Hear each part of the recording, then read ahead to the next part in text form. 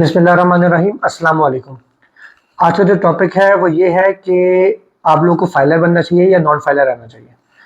अगर मैं इसमें डिफरेंस की बात करूँ तो फाइलर वो है जिसने अपनी हर चीज़ डिक्लेयर की हुई है गवर्नमेंट के सामने कि जी मेरे पास ये एसेट्स हैं या मेरे मेरे पे ये लाइबिलिटीज़ हैं, जिसकी बेसिस पे उसका टैक्स डिसाइड होता है। इसी तरह जो नॉन फाइलर है उसका कोई रिकॉर्ड नहीं है कि उसके कितने एसेट्स हैं, कितनी लाइबिलिटीज़ हैं, कुछ नहीं पता गवर्नमेंट को। और उसके ऊपर गवर्नमेंट ने रिस्ट्रिक्शंस बहुत ज़्यादा लगा दिए, बहुत ज़्यादा टैक्सेस लगा दिए। वो क्या क्या लगाए हैं वो मैं आपके सामने आज रखना चाहूँगा कि अगर आप लोग अपने आप को इजी एनवायरनमेंट में रखना चाहते हैं और आप चाहते हैं कि आप लोगों को फ्यूचर में भी फ़ायदा हो। होता क्या है कि जब आप अपने आप को छुपाते हैं, आप नॉन फाइलर रहते हैं, आप कोई भी जो एसेट खरीदते हैं उसके ऊपर गवर्नमेंट ने टैक्सेस बहुत ज़्यादा लगा दिए, जिसका आप लोगों को अभी भी नुकसान है और फ्यूचर में भी नुकसान है। क्योंकि जब तक आप अपने आप को फाइलर करेंगे नहीं, आपकी वो एक लिस्ट नहीं बनेगी, आपकी चीज़ें क्लियर नहीं होंगी, आपका जो पैसा वो वाइट नहीं होगा।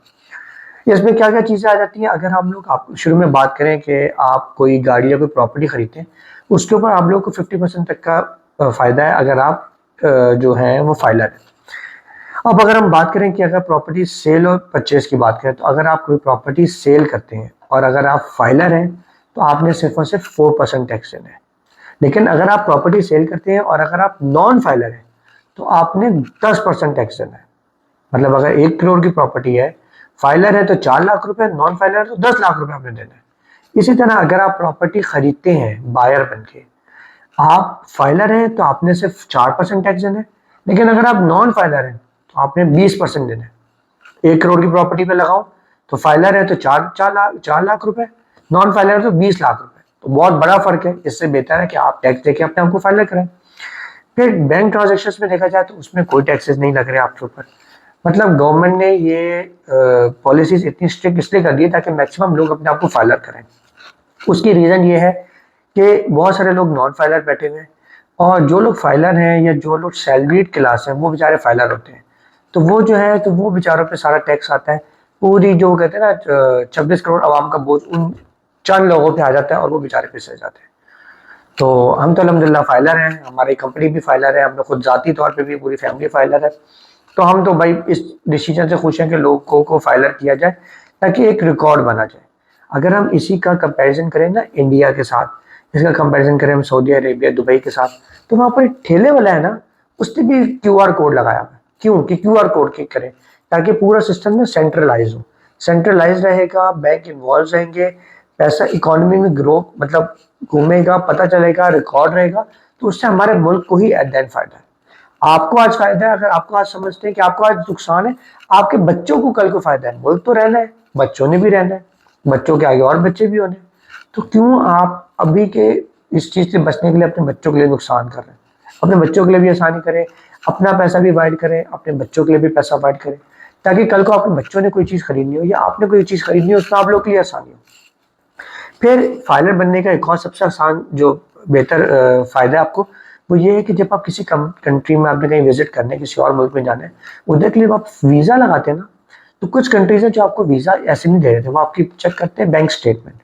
मैं अगर बड़ी कंट्रीज़ की बात करूँ, मैं आपकी बात करता हूँ स्विट्ज़रलैंड की, मैं आपकी बात करता हूँ अमेरिका की, यूके की, कनाडा वगैरह की। तो ये आपकी बैंक स्टेटमेंट देखते हैं कि भाई बैंक स्टेटमेंट कितनी स्ट्रांग है, क्या इस बंदे को हम अलाउ करें, क्या ये बंदा एक सही बंदा है, ये इतना स्ट्रांग है कि हमारे मुल्क में आ रहा है, कहीं ऐसा तो नहीं हमारे मुल्क में आके भीख मांगना शुरू कर दे, जैसे बहुत सारे आपने वाकयात सुने। तो उस मामले से बचने के लिए वो बैंक स्टेटमेंट मांगते हैं। उधर वीज़ा लगने में आपको बहुत आसानी है, आपका यूएसए का वीज़ा ऐसे नहीं लगता, लेकिन स्ट्रॉन्ग बैंक स्टेटमेंट है, मामलात हैं, तो आपको तो इंशाल्लाह आसानी से वीज़ा मिल जाएगा। और सबसे ज़रूरी बात, जो ओवरसीज क्लाइंट्स हैं वो ज़रूर अपने आप को फाइलर कराएं। उसका फ़ायदा ये है कि वो फाइलर कराएंगे, वो अपना जो भी पैसा यहाँ भेजते हैं रेमिटेंस के थ्रू, पैसा वाइट भी हो जाता है क्योंकि बाहर से पैसा आ रहा है, गवर्नमेंट बहुत ज़्यादा उस पर फैसिलिटीज़ प्रोवाइड कर रही है, पैसा भी वाइट हो रहा है, साथ में गवर्नमेंट के पास रिकॉर्ड भी हो रहा है। तो कल को अगर मैं कहता हूँ 20 साल बाद वो वापस भी आते हैं तो उनका इतना सारा पैसा वाइट हुआ पड़ा होगा कि उनको कोई टैक्स नहीं बाद में देना पड़ेगा कि जी मैं ये पैसा कहाँ से कमाया, गवर्नमेंट पूछने बैठ जाए, नो। इसके साथ साथ उनको एक और फायदा ये होगा कि अगर वो यहाँ पर चीज़ें खरीदते रहते हैं तो उस पर भी उनको बहुत ज़्यादा रिलीफ गवर्नमेंट प्रोवाइड कर रही है, क्योंकि वो पैसा आप मुल्क के अंदर ला रहे हैं रेमिनेंस के थ्रू, वो डॉलर भेज रहे हैं हमारे मुल्क में। तो इस तरह से बहुत ज़्यादा फ़वाइद है, आप लोग ज़रूर वो करें। इसके लिए हमारी अपनी ही कंपनी है, हमारी अपनी कंपनी है जो कि 30 साल से है, ये हमारे सारे टैक्स के मामला, ऑडिट वगैरह सारे मामला देखती है। आप लोग को हमारी कोई सर्विसेज चाहिए, आप लोग ज़रूर हमारे पास आएँ। हम लोग आपको, हमारी जो कंपनी है टैक्स वाली, हमारी टैक्स वाली कंपनी है, हम लोग उसके थ्रू आप लोगों के फाइलर भी आप लोग को करवा देंगे, आप लोग के टैक्सेस वगैरह जो जमा करवाने हैं, और जो भी मामला हैं वो एक अच्छी फीस में एक अच्छे रिलायबल कंसल्टेंट, अच्छे रिलायबल जो टैक्स के जो हमारे मामला देखते हैं उनके थ्रू करवा देंगे। तो इंशाल्लाह आप लोग को कोई मसला भी नहीं होगा, तकलीफ भी नहीं होगी, और आप लोगों का काम इजीली घर बैठे भी हो जाएगा। So for the further information contact my own associates. Thank you.